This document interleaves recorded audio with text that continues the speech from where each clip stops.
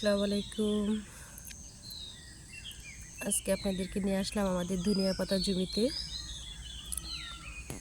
এ হচ্ছে ধনিয়া পাতার জমি, যা চাশনি পাতা বলা যায়। এই পাতাগুলার ঘ্রাণ অনেক সুন্দর। এই দিয়ে মুড়ি চানাচুর দিয়ে খাওয়া যায়, তরকারির সাথেও খাওয়া যায়, সালাতেও খাওয়া যায়।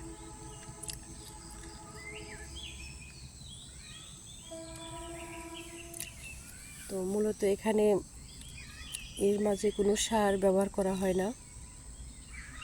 একটু আগাছাগুলো পরিষ্কার করে দিলে আল্লাহর রহমতে ওই পাতাগুলো অনেক হয়। আপনারা দেখতেই পাচ্ছেন পাতাগুলো কত বড় বড় হয়েছে আল্লাহর রহমতে। তো আমাদের এখানে যেটা বলে 5 কাঠা জমিতে এই পাতাগুলো লাগানো হয়েছে।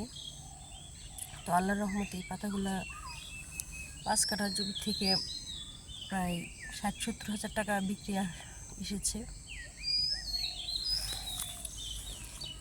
এই পাতাগুলোর চাহিদা সবসময় থাকে।